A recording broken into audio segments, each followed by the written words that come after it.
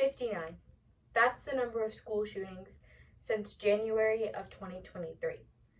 CNN reports that of those 59, 40 took place on a K-12 campus. In 2022, there was a 60% increase in school shootings, coming in at a horrific 94 shootings. One of these horrific shootings was the shooting at Robb Elementary School, in which a former student shot and killed 19 students, 2 teachers, and wounded 17 others. This horrific shooting happened despite extensive security measures. In an article by AP News, writers Colin Binkley and Kentel Franco explained that a fence lined the school property, teachers were ordered to keep classroom doors closed and locked, and students faced regular lockdown and evacuation drills. But despite these security measures, the 18-year-old was able to breach the school and kill 21 individuals. Robb Elementary's form of security is known as target hardening. Elizabeth K. Anthony, writer for The Conversation, explains that hardening encompasses a wide range of physical defenses.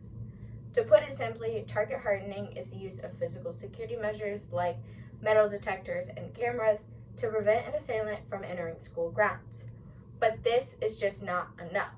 Even with the uptake in physical security measures, the number of school shootings continues to increase. It should be our goal to stop threatening behavior before it can escalate to a violent crime. So let's unlock the reasons behind target hardening, decipher the impact it has on students, and arm ourselves with new techniques. Due to the recent influx in school shootings, many schools have started incorporating target hardening into their safety plans. This influx puts pressure on schools to find a solution, and many try to do so as fast as possible. In an article by the National Education Association, Tim Walker explains that many of these schools resort to the proverbial quick fix, target hardening.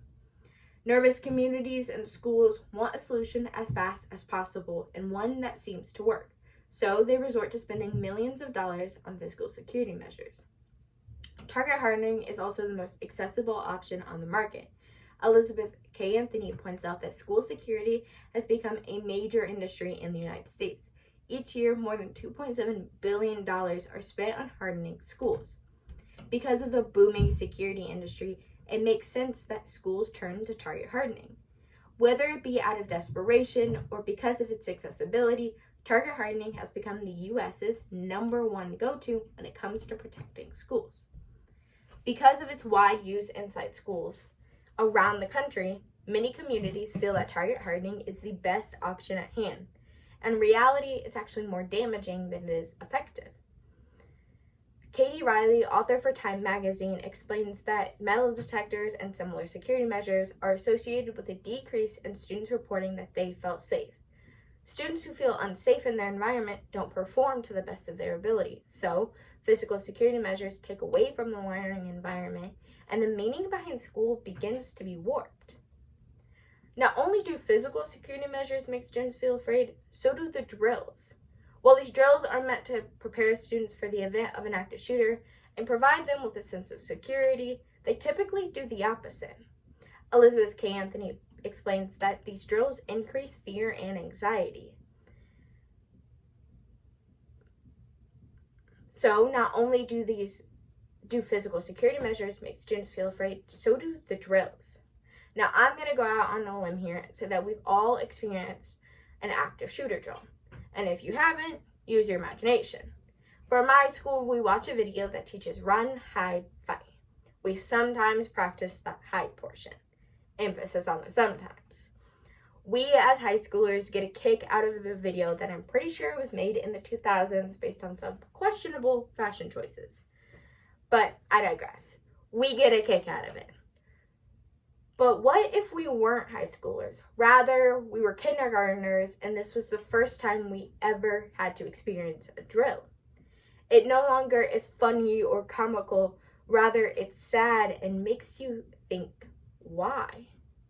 The why is simple to answer. It's because no shooter discriminates based on age, and any child in the U.S.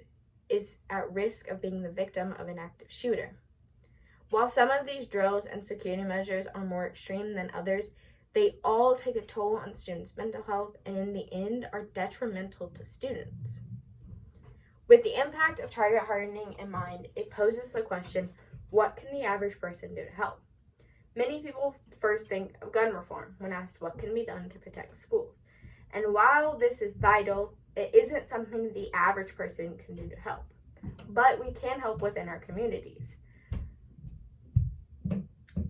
Elizabeth K. Anthony explains that school security isn't just a physical challenge, but a psychological one too. So to focus on one aspect, the physical, and ignore the other, the psychological, is detrimental to the success of school safety plans. Statistics from the K-12 shooting database show that 41% of school shooters are or were students of that school at some point, which means that prospective shooters already know the ins and outs of school safety plans. So, where the prevention of school shootings really needs to begin is inside the classroom. Teachers and staff can do this by implementing many psychological techniques. One of those is risk assessment. Paul Boxer, writer for The Conversation, explains that risk assessment gauges the likelihood of actual violence by a young person. These assessments are easy to use and can typically be done just by observing students' behaviors and interactions with others. Students can also participate in helping keep their schools safe. They can do this by submitting posts or messages that contain threats to anonymous tip lines. These submissions can then be used to identify possible threats to the school. In the long run, when staff and students come together as a community, more effective psychological techniques to stop the ever-prevalent problem of target hardening and prevent school shootings. Today, we have unlocked the reasons behind target hardening and discovered how detrimental it is to students and why it is vital that schools implement more effective psychological techniques to better protect students.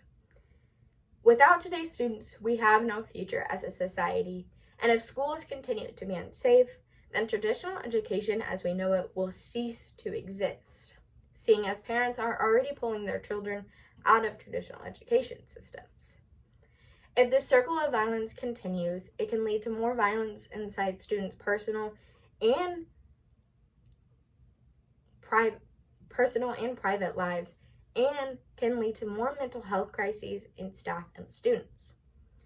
In order to make sure this year's statistics don't match those of 2022, we must come together as a community.